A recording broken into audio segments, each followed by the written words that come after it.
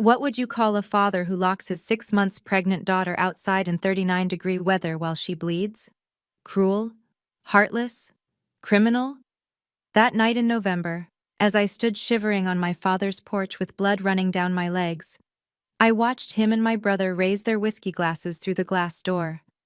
They laughed at what they called my Oscar-worthy performance before turning off every light, leaving me in complete darkness with my unborn child.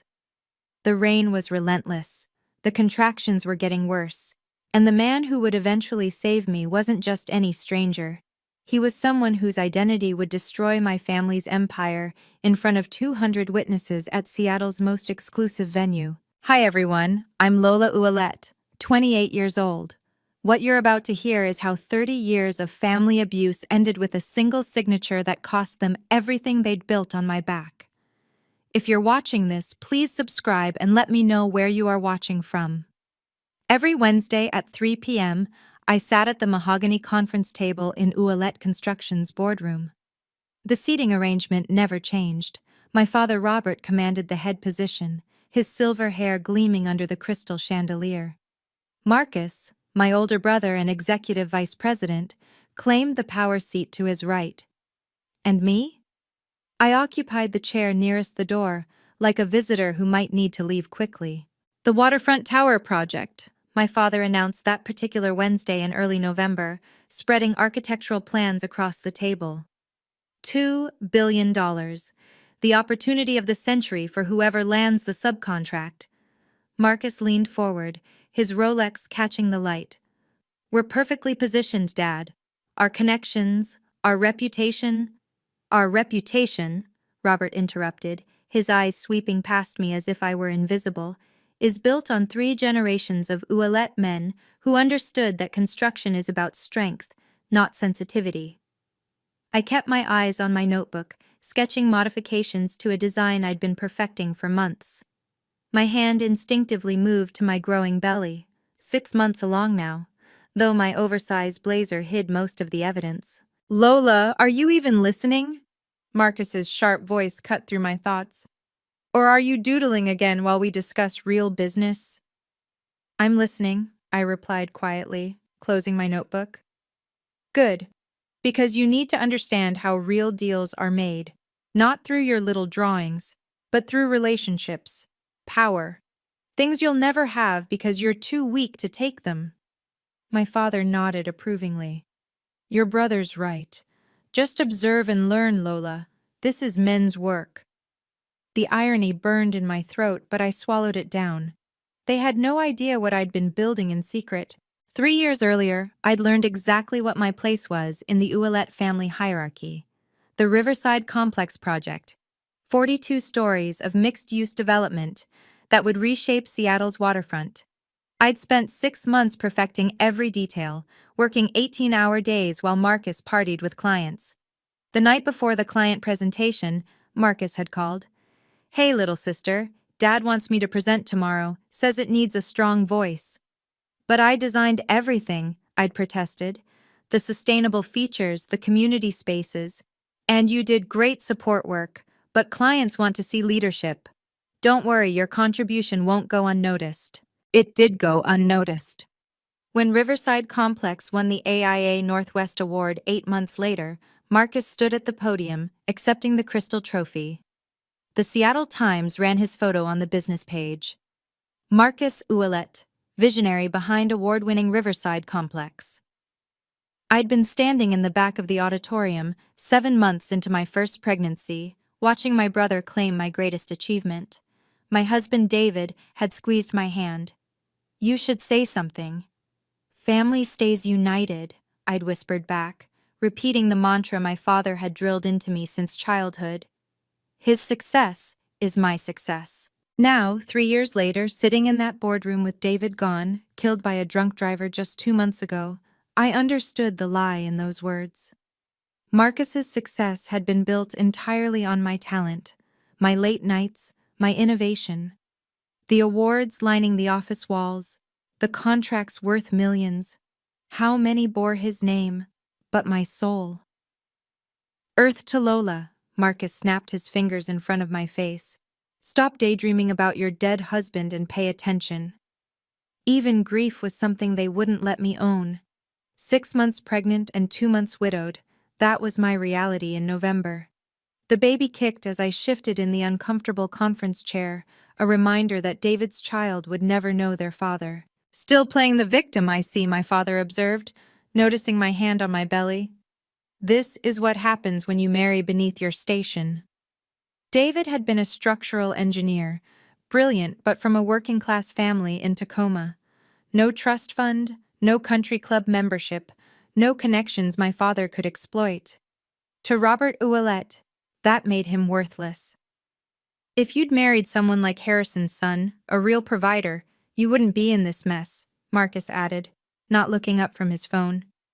Now you're a burden on the family resources. Resources. As if my grief was a line item on a budget. The day David died, I'd called my father from the hospital, sobbing. His response? I warned you about marrying poor. At least he had life insurance, right? No condolences. No comfort.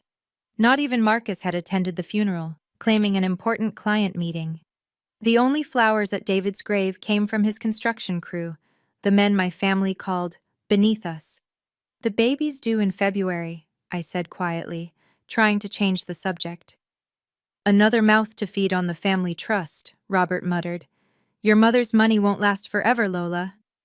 What he didn't mention was that he controlled every penny of my inheritance until I turned 30.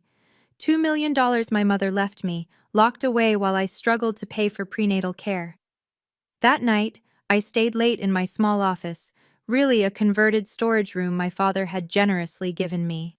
While Ouellette Construction slept, I worked on something that would change everything. My computer screen glowed with intricate architectural plans, not for my family's company, but for a project they knew nothing about. The file name read simply, Project Phoenix. An email notification popped up at 11:47 p.m. From A.S. Subject, Revision 14. Brilliant work on the revision, L. Your vision for the waterfront is exactly what Seattle needs. The board is impressed. Can we schedule a video call tomorrow at noon? Discreet line as agreed. I quickly typed back. Confirmed. I'll use the secure connection. For 2 years, I'd been working in secret. Submitting designs under a carefully constructed identity. Building a reputation entirely separate from the Ouellette name. The email signature I used for this work read simply, L. Phoenix Independent Architecture Consultant. My phone buzzed with another message. Your sustainable design approach could revolutionize the industry. The innovation in Section 7 particularly, genius. Genius. Not adequate for a woman, not cute attempt, genius. I saved my work to an encrypted drive, then cleared my browser history. Paranoid? Maybe. But I'd learned the hard way that anything valuable I created in this building would inevitably become Marcus's next award-winning project. Tomorrow's video call would be crucial. The client was ready to move forward. They just didn't know they were about to hire Robert Ouellette's overlooked daughter. The manila envelope from Swedish Medical Center felt heavier than it should. I spread the bills across my kitchen table, each one a reminder of my vulnerability. $45,000 for specialized prenatal care, the price of a high-risk pregnancy after age 27 with complications. Pre-existing condition, the insurance rejection letter stated. Pregnancy-related anxiety disorder diagnosed prior to coverage period. My hands shook as I reviewed my options. The trust fund my mother left, $2 million that should have been mine, remained locked under my father's control until my 30th birthday, 14 months away. The irony wasn't lost on me. My mother had died when I was 16, leaving that money specifically for my independence. But Washington state law allowed the trustee, my father, to maintain control if he deemed me financially irresponsible. Marrying David without a prenuptial agreement had been all the excuse Robert needed. I pulled up my bank account, $3,147. David's life insurance was tied up in probate. The small salary my father paid me, deliberately kept low to maintain dependence, barely covered rent and groceries. The medical consent form stared back at me. Guarantor's signature required for payment plan approval. One signature. That's all I needed from Robert. As co-trustee, he could authorize medical expenses from the trust. It should have been simple. My phone showed 3 missed calls from Dr. Harrison's office. The voicemail was gentle but urgent. Mrs. Ouellette, we need to discuss your latest test results. Your blood pressure is concerning. Please call back immediately. I looked at the emergency medical form one more time, then placed it carefully in my purse. Tomorrow, I'd have to swallow my pride and ask my father for help. For the baby, I'd do anything, even beg. Preeclampsia indicators, Dr. Harrison said, his voice careful but firm over the phone. Your blood pressure is 145/92. The protein in your urine has doubled. Mrs. Ouellette, this is serious. I sat in my car outside Ouellette Construction, gripping the steering wheel. Through the building's glass facade, I could see Marcus in the conference room, laughing with clients. What does this mean for the baby? If your blood pressure spikes above 160/110, or if you experience severe headaches, vision changes, or bleeding, you need to come in immediately. We're talking about potential placental abruption, premature delivery, or worse. Worse. The word echoed in my mind. Any severe stress could trigger a crisis, Dr. Harrison continued. Do you have family support? Someone who can help you stay calm, handle daily stresses? I almost laughed. Yes, I lied. My family is very supportive. Good. Get that guarantor signature today. We need to admit you for monitoring within 48 hours if symptoms worsen. After hanging up, I sat in silence. Inside the building, Marcus was now showing something on his laptop, probably claiming credit for another of my designs. My father stood beside him, proud hand on his son's shoulder. A wave of dizziness hit me. I checked my blood pressure on the portable monitor Dr. Harrison had insisted I carry, 150/95, higher than this morning. Just get the signature, I whispered to myself, practicing what I'd say. Don't argue. Don't defend yourself. Just get it and leave. My phone buzzed with a text from Marcus. Family dinner at Dad's tonight, 7 p.m. Don't be late and embarrass us again. The last time I'd been to my father's house was David's funeral day, when they'd refused to attend. If you've ever been dismissed by your own family when you needed them most, you'll understand what happened next. Before we continue, please hit that subscribe button and ring the notification bell. Your support helps me share these important stories about setting boundaries with toxic people, even when they're family. Now let me tell you about the night that changed everything. November 15th, 7:14 p.m. The storm hit Seattle with unusual fury, winds at 40 miles per hour, rain falling sideways. My windshield wipers struggled to keep up as I drove through Bellevue toward my father's estate. A sharp pain shot across my abdomen. Not a contraction, something different. I pulled into a gas station, breathing through it. The blood pressure monitor read 150/95. Dangerous territory. Just get the signature, I repeated like a mantra, pulling back onto the road. My father's house glowed against the storm, every window blazing with warm light. The circular driveway held Marcus's new Tesla and my father's Mercedes. Through the dining room windows, I could see them both, crystal glasses raised, laughing at something on Marcus's phone. Another pain, stronger this time. I parked and checked my dress. No blood. Not yet. Thank God. The medical forms were safely in my purse, protected in a plastic folder. All I needed was one signature. 5 minutes maximum. I could do this. Walking to the front door, rain immediately soaked through my coat. The temperature had dropped to 39 degrees according to my car's display. Each step up the stone pathway felt heavier than the last. Through the glass panels beside the door, I saw them clearly. My father in his burgundy smoking jacket, Marcus in designer jeans and a cashmere sweater. The dining table was set for two. Only two. I rang the doorbell, my hand shaking from cold and something else. Fear? Humiliation? The laughter inside stopped. Marcus opened the door, whiskey fumes hitting me immediately. His eyes narrowed in confusion, then annoyance. Lola, what the hell are you doing here? You texted me about family dinner. That was a joke. He laughed, looking back at our father. Dad, you'll never guess who actually showed up. Robert appeared behind Marcus, his expression shifting from amusement to irritation. You're dripping on my Persian rug. I need to talk to you. It's important. I pulled the medical folder from my purse, hands trembling. I need your signature as guarantor. The baby, there are complications. Complications. Robert took a sip of his whiskey. There are always complications with you, aren't there?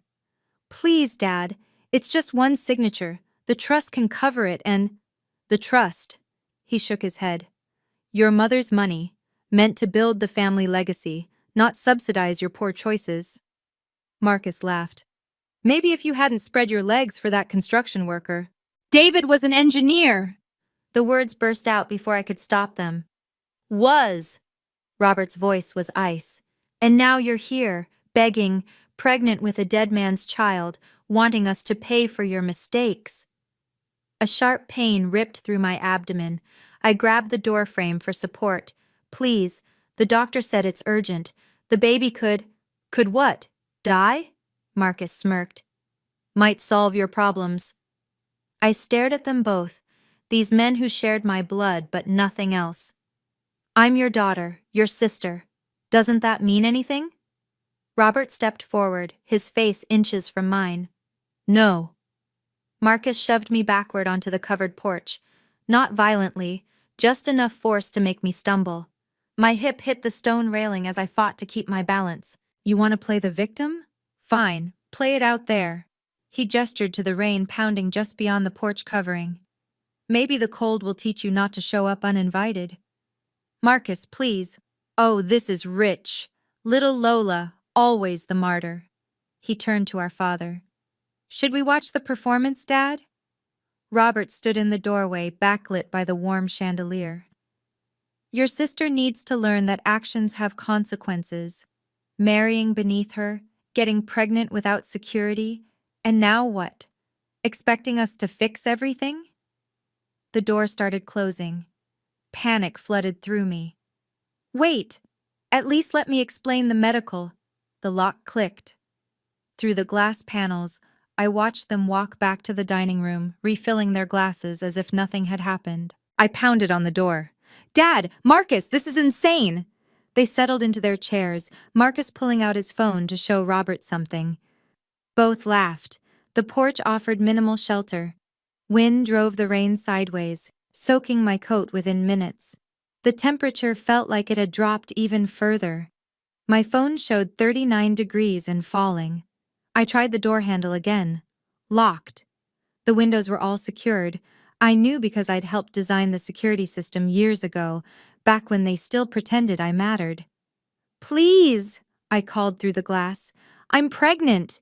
This is dangerous. Marcus looked up, made eye contact with me through the window, then deliberately turned his chair so his back faced me. The message was clear. I didn't exist. 30 minutes passed. My legs were shaking. From cold, from fear, from the increasing contractions. I'd moved to the corner of the porch where the wind was less brutal, but my clothes were soaked through. Through the dining room window, I watched them eating dinner. Steak, from the looks of it.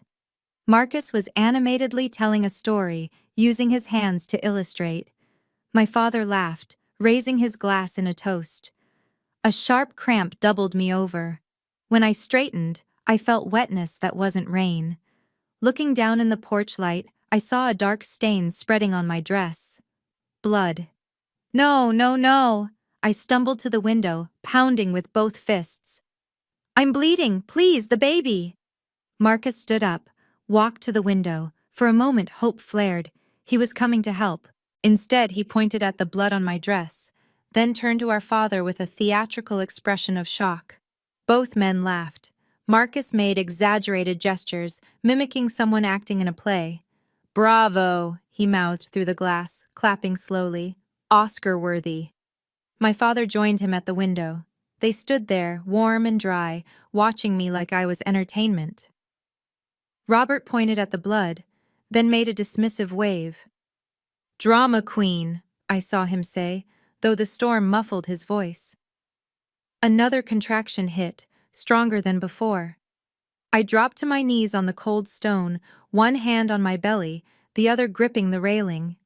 The blood was flowing faster now, mixing with rainwater on the white porch. Marcus pulled out his phone, and for one desperate second I thought he was calling 911. He was taking a video. 2 hours. 2 hours on that porch, while my body betrayed me and my family watched through glass. My vision had started to blur. The contractions came in waves now, each one stealing more blood, more strength. I'd managed to crawl to the front door, leaving a trail of red on the white stone. "Please," I whispered against the door, too weak to pound anymore. "The baby. Save the baby." The porch light suddenly went out. In the darkness, I could barely make out their silhouettes in the dining room. They'd moved to the living room now, watching something on the massive TV. The flickering light illuminated their faces, relaxed, content, occasionally glancing toward the dark porch where I lay. My phone was dead. The rain had finally stopped, but the temperature had dropped further. The blood loss was making everything cold. So cold. I pressed my hands against my belly, feeling for movement. The baby had been still for the last 20 minutes. "Please move," I begged my child. "Please be okay." Through my fading consciousness, I heard a car door slam. Then another. Male voices approaching. "Jesus Christ! There's someone on the porch! Call 911! No, not 911. I recognized that voice, though my brain struggled to place it. "Lola? Oh my God! Lola, is that you?" Strong arms lifted me, warm coat wrapped around my shoulders, the scent of expensive cologne and leather. "We need to get her to the hospital now. She's hemorrhaging." The front door suddenly opened, light spilling out. My father stood there, his face shifting from annoyance to shock to fear. "What are you doing at my house?" he demanded. The man holding me stepped into the light, and I finally saw his face. Alexander Sterling. "What am I doing?" Alexander's voice was deadly quiet. "I'm saving your daughter's life. The daughter you left bleeding on your porch." Even through my haze, I felt the shift in power. Alexander Sterling wasn't just any CEO. He was Seattle construction royalty, the man whose approval could make or break companies like my father's. "This is a family matter," Robert started. "This is attempted murder." Alexander was already moving toward his Bentley, carrying me like I weighed nothing. "James, call Dr. Harrison at Swedish. Tell him we're coming in hot. Pregnant woman. Massive hemorrhaging." His driver was already opening the back door. Alexander laid me across the leather seats, his suit jacket under my head. "Lola, stay with me. Talk to me." His hand found mine, warm and steady. "The baby," I managed to whisper. "Not moving." "We're 3 minutes from Swedish Medical. You're going to be fine, both of you." Through the rear window, I saw my father and Marcus standing in their doorway, illuminated by the porch light they'd finally turned on. Marcus still held his whiskey glass. It slipped from his fingers, shattering on the stone. "Mr. Sterling!" I heard my father call out, his voice different now, panicked. "Wait, let me explain." But the Bentley was already moving, Alexander barking orders into his phone. "I need the head of obstetrics ready. Prep an OR. I don't care if you have to wake up the entire board." His hand squeezed mine. "Lola, I've been trying to reach you about the waterfront presentation. Why didn't you tell me things were this bad?" I wanted to answer, but darkness was pulling me under. The last thing I heard was Alexander's voice, fierce and protective. "Nobody hurts my lead architect, nobody." I woke to the sound of a fetal heart monitor. Strong, steady beats filled the room. My baby was alive. Thank God. Alexander's voice came from beside my bed. He looked exhausted, his usually perfect suit wrinkled, blood still staining the cuffs.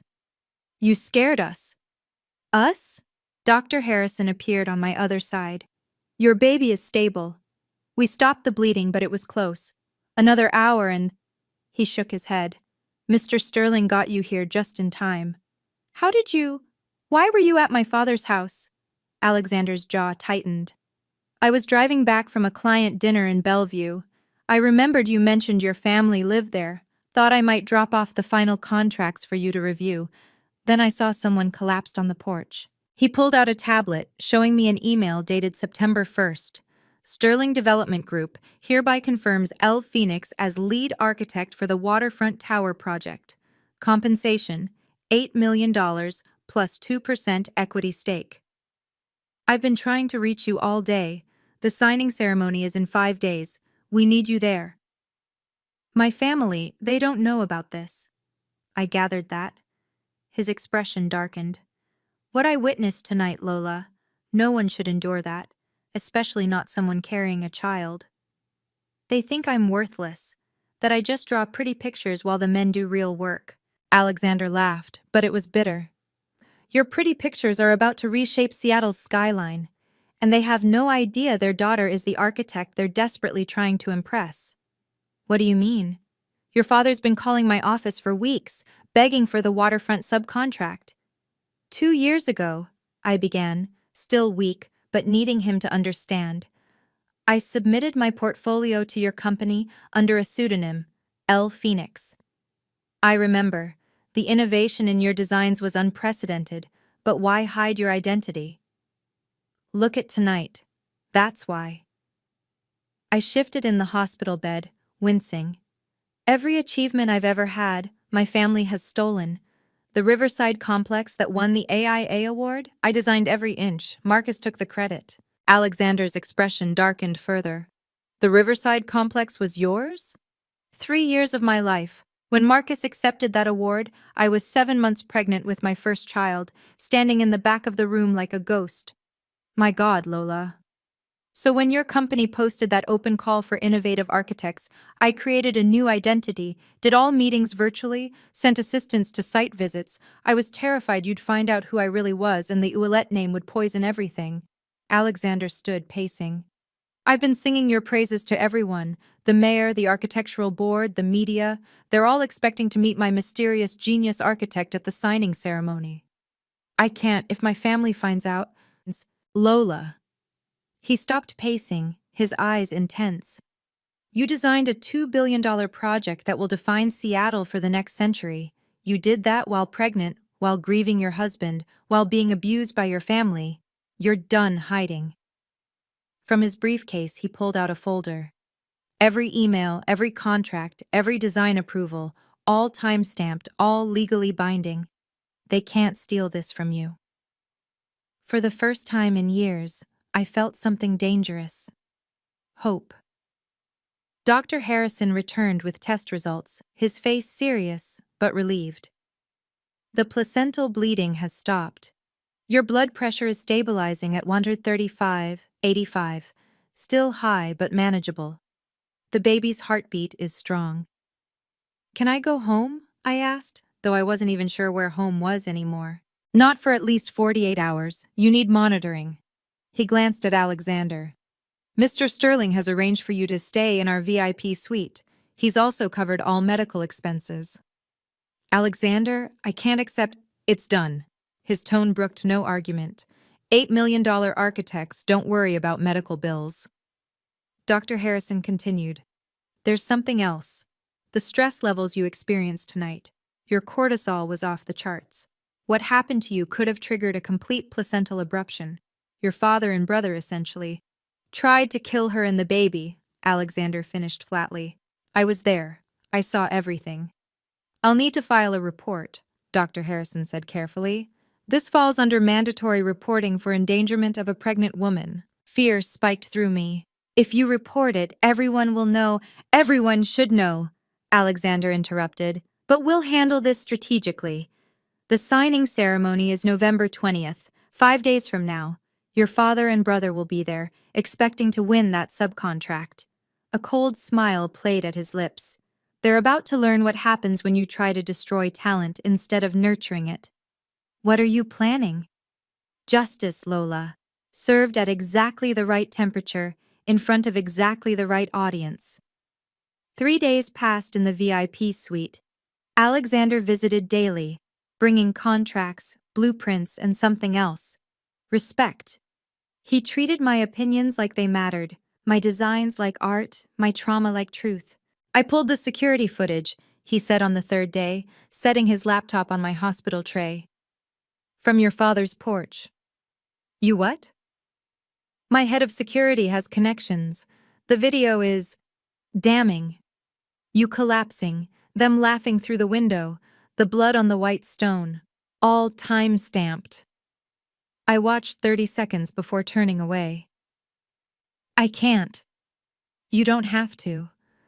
But Lola, they're telling people you're mentally unstable. Your father called my office yesterday, warning us about his troubled daughter, who might try to insert herself into the waterfront project. Rage, clean and sharp, cut through my exhaustion. He said what? He's trying to discredit you preemptively. He must sense something. Alexander closed the laptop. The signing ceremony is in 2 days, 200 guests, the mayor, the architectural board, every major construction firm in Seattle. Your father and Marcus have premium seats, table 2, right behind my executive team. They'll be there expecting to win the subcontract. Exactly. $150 million they're counting on. He leaned forward. I want you there. Not as Robert Ouellette's daughter, but as Elle Phoenix, lead architect. It's time to stop hiding.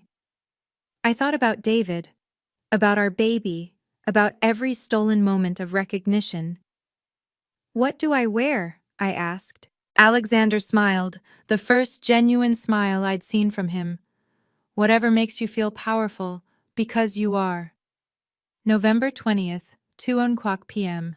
The Four Seasons Ballroom gleamed with Seattle's elite. 200 of the city's most powerful people gathered for the waterfront tower signing. Crystal chandeliers cast golden light over tables draped in ivory linen. I watched from the VIP prep room as guests arrived.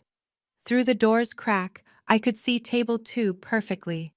My father, resplendent in his navy Armani suit, glad-handing everyone within reach. Marcus beside him, designer everything, checking his phone between forced laughs. Ouellette Construction built half of downtown, I heard Robert telling the couple at table 3. The waterfront project needs experienced hands, not experimental nonsense. Alexander appeared beside me. Ready? I smoothed my black Carolina Herrera dress, the one David had bought me for our anniversary, the one that made me feel like myself. My 6-month bump was prominent now, no hiding it. They don't know I'm here? They think you're still in the hospital. Your father called there this morning, actually. Wanted to know if you were mentally competent to sign over power of attorney. Through the door, I watched Marcus lean over to a reporter. Sterling's being secretive about his architect, probably some East Coast import. No one knows Seattle like we do. The irony was delicious. Sarah Mitchell from the architectural board took the podium. Ladies and gentlemen, before we begin the signing, Alexander Sterling has asked to say a few words about the selection process. My father straightened in his chair, that confident smile spreading. He thought this was his moment. Alexander squeezed my shoulder. Watch this. He strode to the podium with the confidence of a man about to detonate a carefully placed bomb. What happened next at that signing ceremony left everyone speechless. If you're finding value in this story about standing up for yourself, please take a moment to like this video and share it with someone who needs to hear it. Your engagement helps these important messages reach more people. Now let me tell you about the moment everything changed. Before Alexander could speak, my father stood up, raising his champagne glass. The room turned to him. Robert Ouellette commanded attention wherever he went. "If I may," he said with practiced charm, "before we celebrate this magnificent project, let me share something about Seattle's construction legacy." Alexander paused at the podium, allowing it. I knew that look, giving my father enough rope. "Willett Construction has been building this city for 3 generations," Robert continued, his voice carrying perfectly. "My grandfather laid the foundations of the Space Needle. My father built the first high-rises downtown. And now, my son Marcus and I continue that tradition." Marcus stood, joining the impromptu toast. "We don't just build structures, we build the future. The waterfront tower deserves builders who understand Seattle's soul." Polite applause rippled through the room. Several investors nodded approvingly. "Which is why," Robert continued, his voice swelling with confidence, "we're honored to be considered for the primary subcontract. Our vision aligns perfectly with Sterling Development's standards." He was practically claiming the contract already. The hubris was stunning. "In fact," Marcus added, pulling out his phone, "we've already drawn up preliminary workforce allocations, 300 local jobs, all union, all Seattle families. Because family is everything to the Ouellets." Family. The word made me sick. From my hidden vantage point, I saw Alexander's jaw tighten. He let them finish their performance, then approached the microphone. "Thank you, Robert. Marcus, your passion for Seattle is noted." His tone was perfectly neutral, giving nothing away. "Now, before we discuss contracts, there's someone everyone needs to meet. The person without whom Waterfront Tower wouldn't exist." My father smiled broader, probably thinking Alexander meant him. He had no idea. "2 years ago," Alexander began, his voice cutting through the room's chatter, "Sterling Development received a portfolio that changed everything. The designs were revolutionary. 40% energy reduction, integrated community spaces, affordable housing seamlessly blended with luxury units." My father leaned forward, interested despite himself. The architect worked under a pseudonym, insisting on anonymity. Every meeting was virtual, every document digitally signed. For 2 years, this genius reshaped our entire vision for Seattle's waterfront while remaining completely hidden. Murmurs rippled through the crowd. Marcus whispered something to our father, who shrugged. "Ladies and gentlemen, the waterfront tower isn't just a building. It's a statement about what Seattle can become, and the person who designed it understood something crucial. Architecture isn't about ego or legacy or family names." He paused, his eyes finding my father's. "It's about creating spaces where people thrive, regardless of their background. Where talent matters more than connections. Where innovation trumps tradition." The giant screens around the room flickered to life, showing my designs.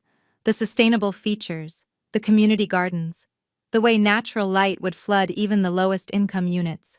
"The architect who created this is here today," Alexander continued. "They've been here all along, hidden in plain sight, overlooked by those who should have celebrated them most." My father was frowning now, something clicking in his mind. His eyes scanned the room, looking for an unfamiliar face. "Before I introduce them, you should know. This person designed these masterpieces while facing personal tragedy, family betrayal, and life-threatening medical crisis. Their strength humbles me." Alexander turned toward the VIP room, his hand extended. "Ladies and gentlemen, please welcome L. Phoenix, lead architect of Waterfront Tower." This was it, no turning back. The VIP door opened, and I stepped into the light. For a moment, the room held its breath. I walked slowly, deliberately, my black dress elegant against my pregnant silhouette. My eyes stayed fixed ahead, not looking at table 2, though I felt the exact moment recognition hit. The sound of shattering glass cut through the silence. Marcus had dropped his champagne flute. "What?" My father's voice, strangled and disbelieving, carried across the room. "What is she doing here?" I reached the podium, Alexander's hand steady on my back.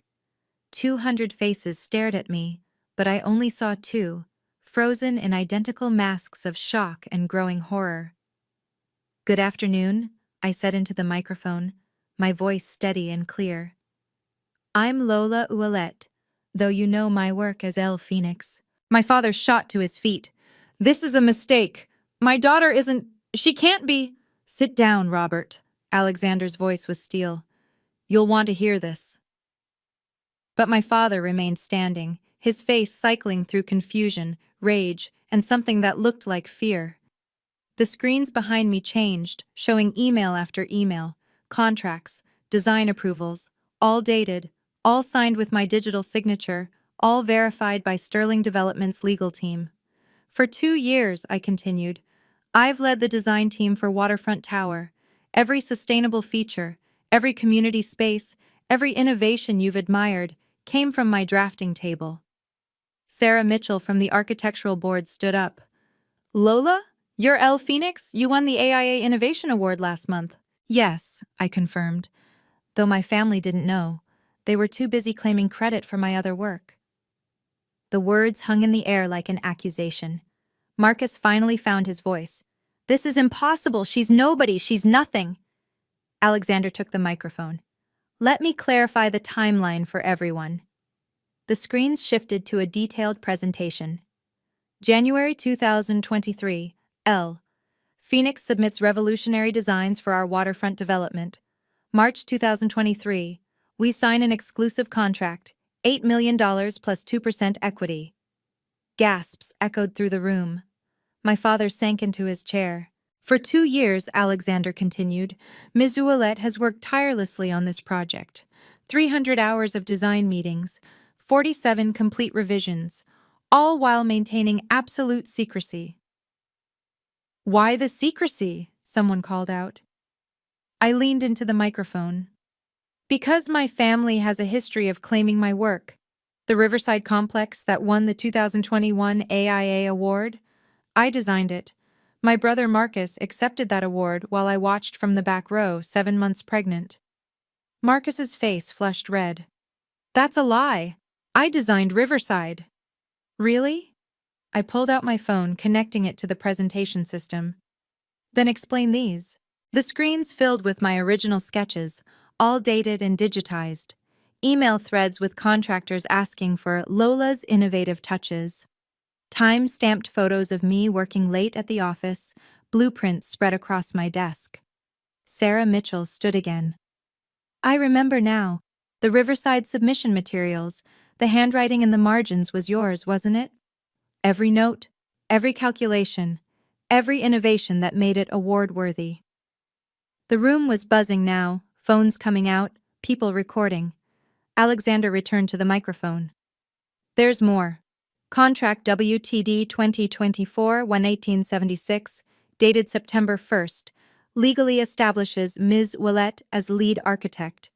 This was filed with the city, the architectural board, and our legal department. It's ironclad. My father tried once more. She's my daughter. Surely the family connection. The family that locked her outside in freezing rain 5 nights ago? Alexander's voice turned ice cold. While she was 6 months pregnant and bleeding? The room went silent. I stood at the podium, finally ready to speak my truth to the room, and to them. The waterfront tower represents everything I believe architecture should be, I began, clicking to my presentation. It's not about ego or family legacy, it's about community. The screens showed my designs in detail.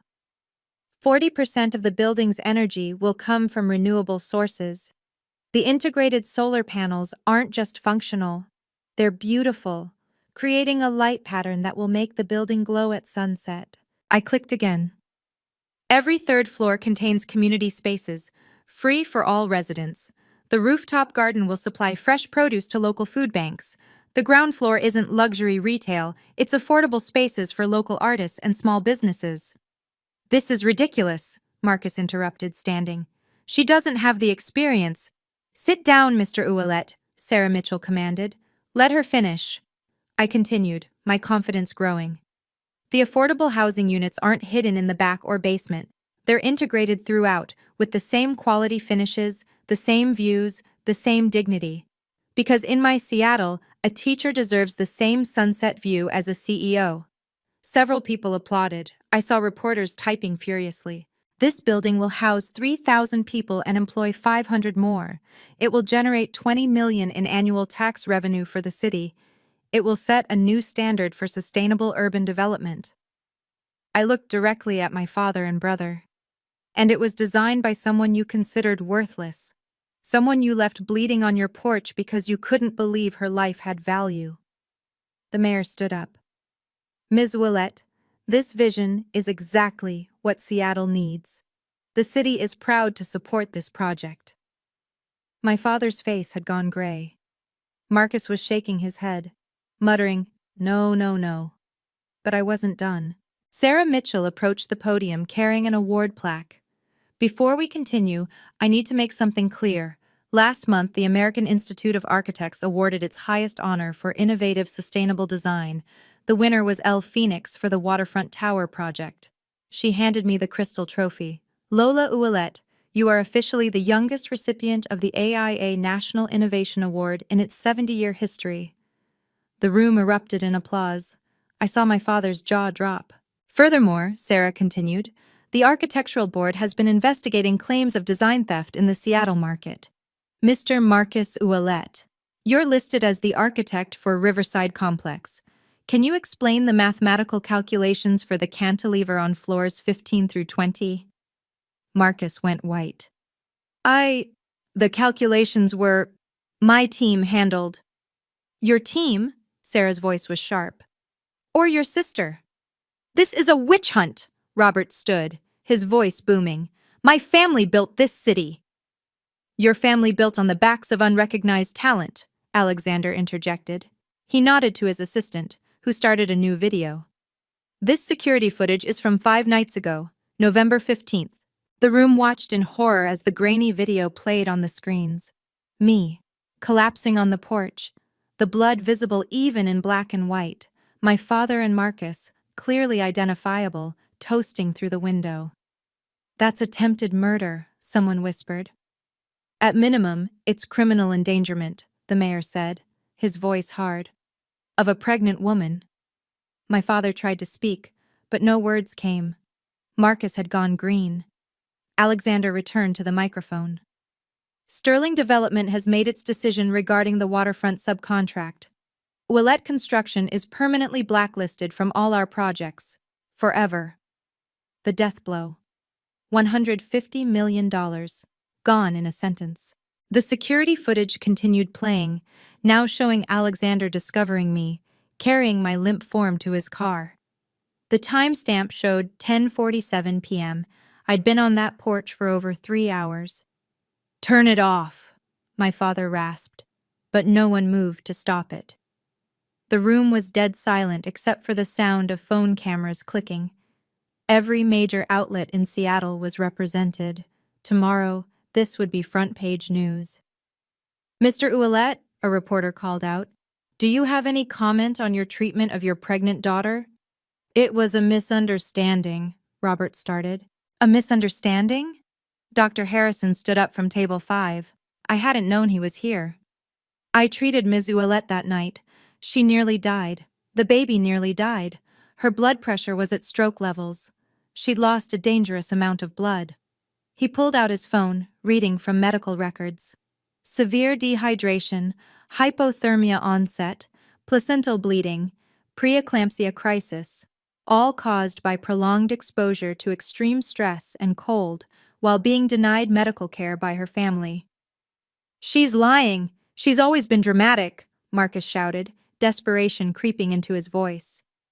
I have the medical records, Dr. Harrison said coldly, and I've already filed them with the police. 2 uniformed officers entered the ballroom. I hadn't expected this. We're not here to make arrests, one said, addressing the room. Yet, but we need Robert and Marcus Ouellette to know they're under investigation. My father's legs seemed to give out. He collapsed into his chair. Around him, the other guests at table 2 had shifted away, physically distancing themselves from contamination. Marcus was typing frantically on his phone, probably trying to do damage control. But it was too late. The story was already spreading. Hashtag Ouellette's scandal was trending before the ceremony even ended. The empire they'd built on others' backs was crumbling in real time. Alexander returned to the podium, his voice carrying the finality of a judge's gavel.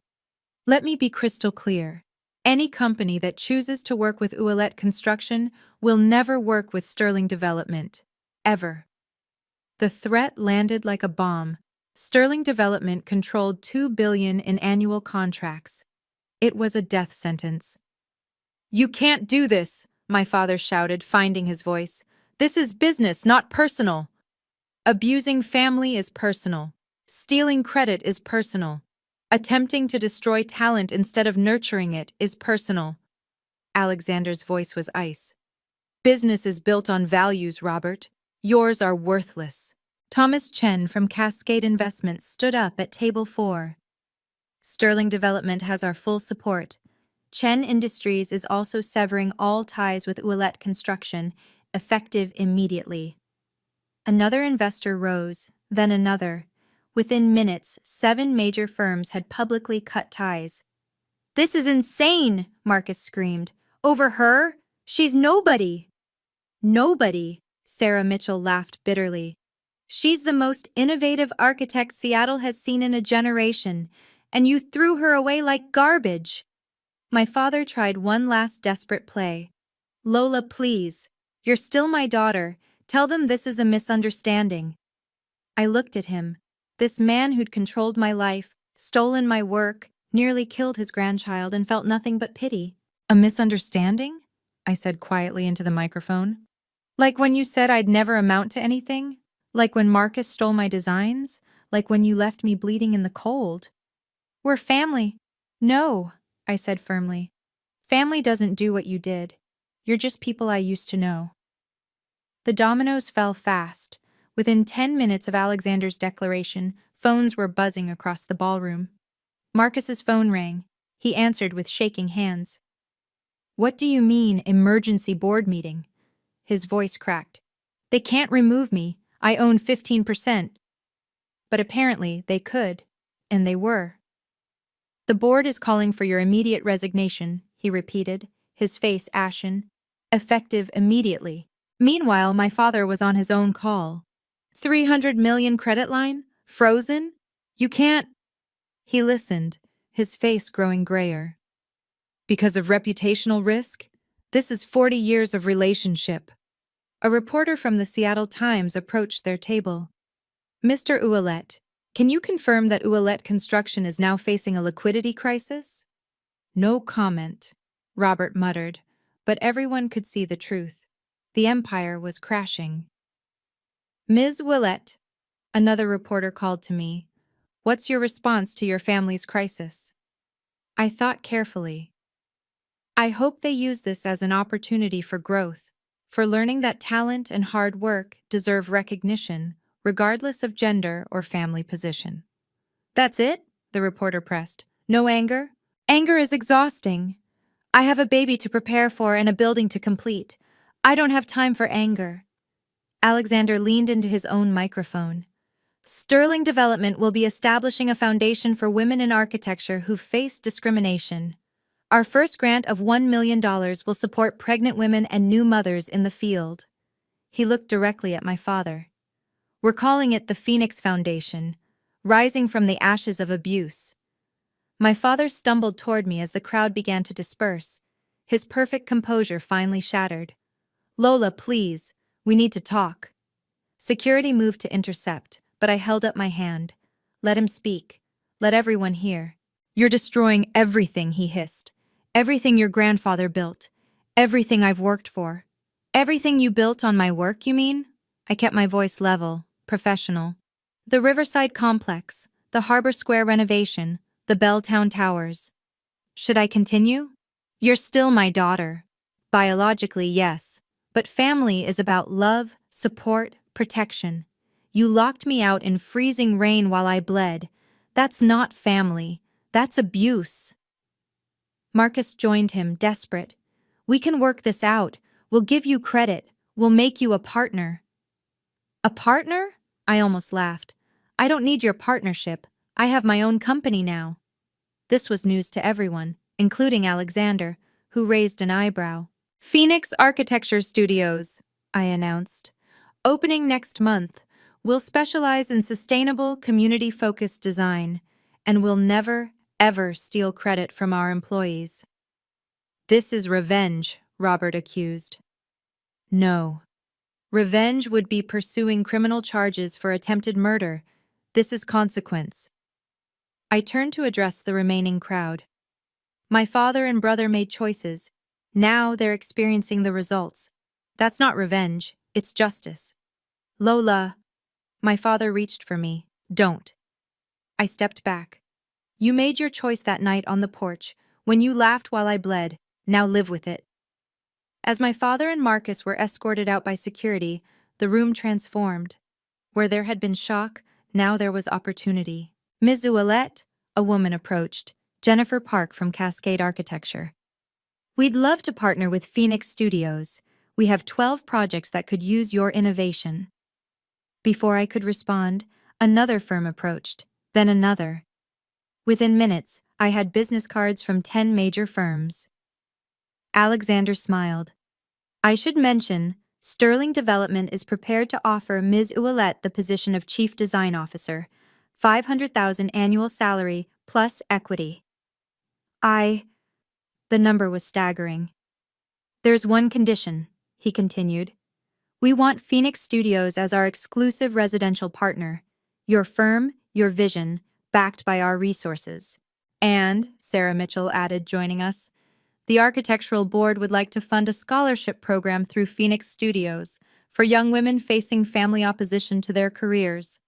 Dr. Harrison appeared at my elbow. Swedish Medical wants to sponsor a maternity leave program for your employees.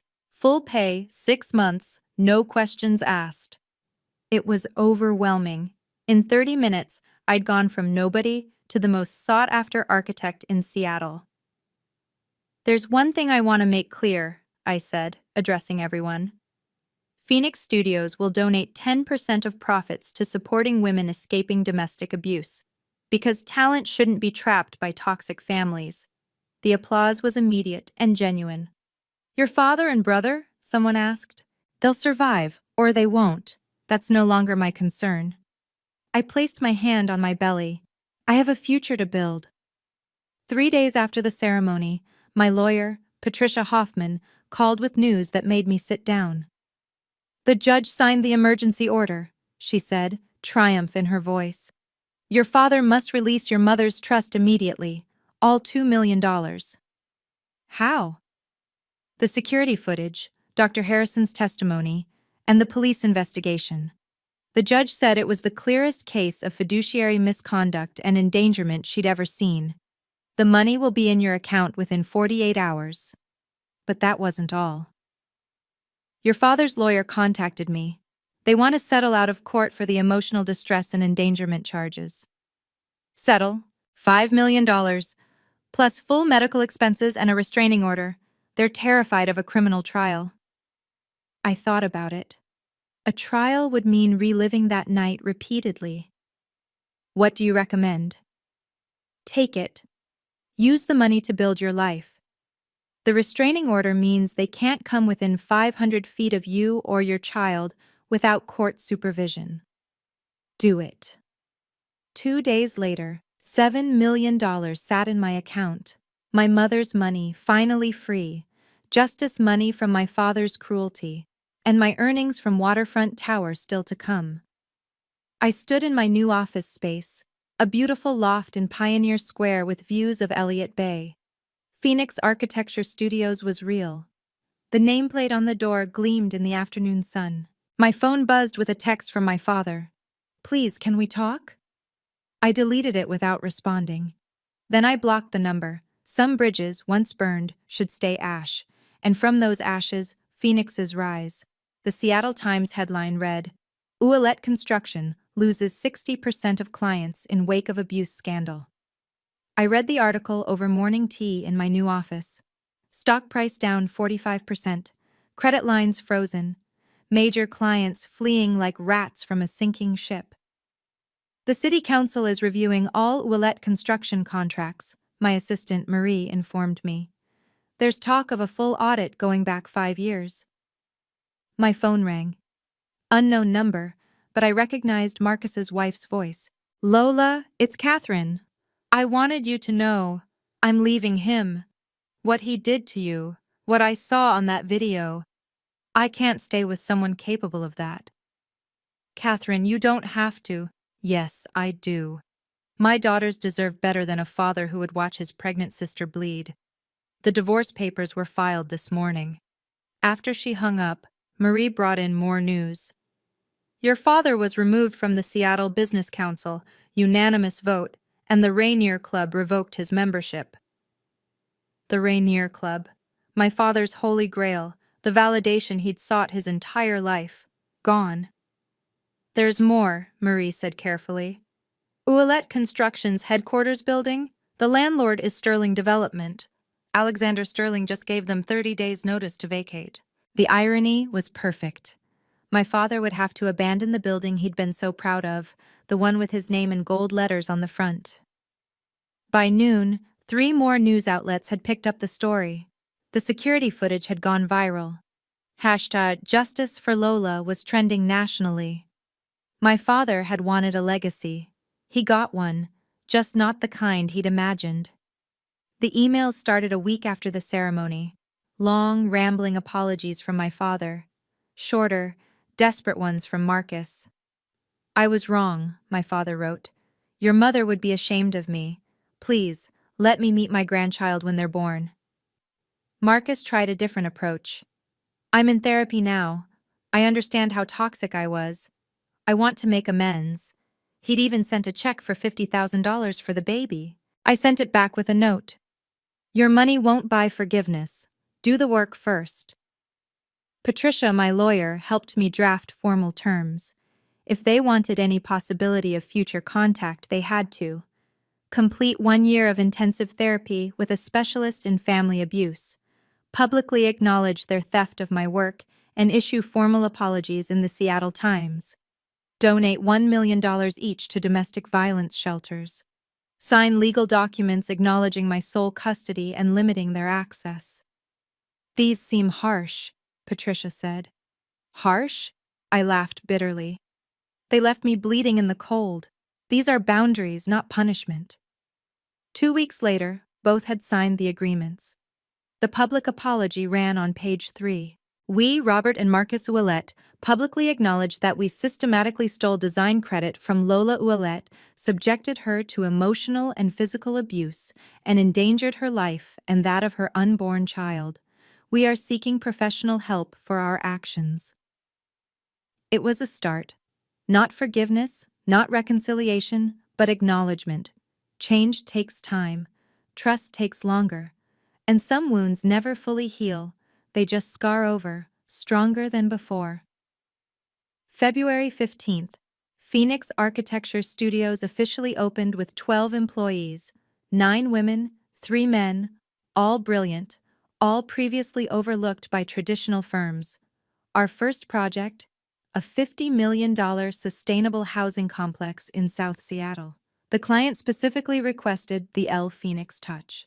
We're booked solid for 2 years, Marie announced at our opening celebration, and the waiting list keeps growing. The office was everything Ouellette Construction never was. Open, collaborative, walls covered with everyone's designs, all credited. A nursery in the corner for employees' children. Flexible hours, profit sharing. You did it, Alexander said, raising his champagne glass. You built something entirely yours. My water broke 2 hours later. Hope Phoenix Ouellette arrived at 3:47 a.m. on February 16th. 6 pounds, 4 ounces of perfect. As I held her, I thought about the night on the porch, how close we'd come to not making it. She's beautiful, the nurse said. Strong heartbeat, fighter like her mom. Through the window I saw Seattle waking up, the city my family claimed to own but never understood. It didn't belong to the Ouellettes or the Sterlings or anyone with a name on a building. It belonged to everyone who worked to make it better. Your daddy would have loved you, I whispered to Hope. And mommy's going to make sure you grow up knowing your worth isn't determined by your last name or who you marry or how well you please others. It's determined by who you choose to be. Phoenix Architecture Studios. Rising from ashes. Building the future. 6 months later, August afternoon. The coffee shop on Pine Street was neutral territory, public enough for safety, private enough for conversation. My father looked older, smaller somehow, his usual commanding presence diminished. Marcus sat beside him, fidgeting with his coffee cup. Across from them, I held Hope while my lawyer Patricia sat to my right. "Thank you for agreeing to this," Robert began, his voice uncertain in a way I'd never heard. "You've completed 6 months of therapy," I acknowledged. "Dr. Brennan says you're making progress." "We are," Marcus said quickly. "I understand now what we did. The narcissistic family system, the scapegoating, the—" "Don't quote your therapist at me," I interrupted. "Show me through actions." They exchanged glances. Robert pulled out a folder. "I've restructured Ouellette Construction.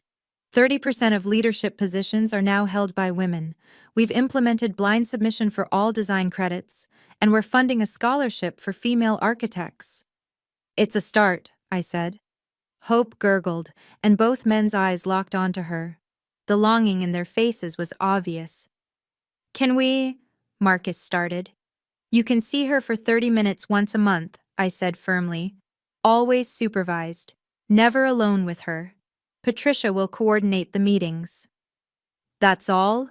My father's voice cracked. "You're lucky it's that much. You nearly killed us both." "We know," Robert said quietly. "I dream about that night. You on the porch, the blood, the cold. I wake up sick with myself." "Good. Maybe that sickness will keep you from ever doing it to someone else." We established the rules. No discussing my childhood with Hope. No gifts without approval. No showing up uninvited. No posting about her on social media. Any violation meant permanent cutoff.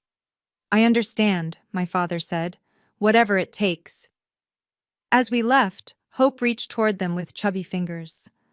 They both froze, afraid to move. "Next month," I said. "Earn it." Trust is earned in drops and lost in buckets. They had a long way to go to refill what they'd spilled that night on the porch. The Phoenix Foundation's first anniversary gala brought together 200 women in architecture. Women who'd been overlooked, undervalued, had their work stolen, women like me. 57 women have left abusive work or family situations because of the support this foundation provided, I told the audience. 57 phoenixes rising from their own ashes. One woman approached afterward, young, maybe 25, tears in her eyes. "My father says architecture is men's work. My brothers take credit for my designs. I thought I was alone." "You're not," I assured her. "You never were. We just couldn't see each other through the smoke of all those bridges burning." Phoenix Studios had grown to 30 employees. We'd completed 12 projects, each one credited accurately, each one pushing sustainable boundaries. The waterfront tower was 60% complete, already winning pre-construction awards. "You've changed Seattle," Sarah Mitchell said, joining us. "Not just the skyline, the culture. Firms are restructuring. Credit theft is finally being called out." But the real change was smaller, quieter. It was in the emails I received daily from women finding their voices, in the fathers reconsidering how they treated daughters, in the companies implementing blind design reviews. "Your family?" Sarah asked carefully. "They're trying. Real change takes time. Maybe Hope will know them as better people than I did. Maybe not, but she'll know her worth regardless." That night, I stood on my office balcony with Hope sleeping against my chest. Seattle sparkled below, a city of bridges and water, of old names and new dreams. "You can love people from a distance," I whispered to my daughter. "You can forgive without forgetting. You can rise without revenge. Blood makes you related. Loyalty makes you family. And sometimes, the family you choose is stronger than the one you're born into." 1 year later, the waterfront tower's grand opening, 2,000 people gathered to see Seattle's new landmark, my design, finally built, reaching toward the sky like a promise kept. I stood with 18-month-old Hope on my hip, watching the ribbon cutting from the architect's platform. She pointed at the building, babbling excitedly. Yes, baby. Mommy built that while you were in my belly. We built it together. In the crowd, I spotted my father and Marcus, invited as regular guests, not VIPs. They watched from a distance, respecting the boundary. My father caught my eye and nodded. Acknowledgement without intrusion. Progress. Alexander took the podium. This building represents what's possible when talent is recognized, not stolen. When innovation is celebrated, not suppressed. When we lift each other up instead of tearing each other down. The crowd erupted in applause. Hope clapped her tiny hands, laughing. Later, as the sun set through the building's solar panels, casting rainbow patterns across Seattle, I thought about that night on the porch. How close I'd come to losing everything. How that loss had become my greatest gain. My phone buzzed with messages from women around the world, sharing their own stories of rising from abuse, of setting boundaries, of choosing themselves. This is what phoenixes do. We rise, we soar, and we light the way for others to follow. Thank you for listening to my story. If it resonated with you, please subscribe and share it with someone who needs to hear that it's okay to set boundaries with toxic family members. Your mental health and safety come first, always. Comment below with your thoughts. I read every single one. Remember, you deserve respect, especially from those who claim to love you. Until next time, stay strong.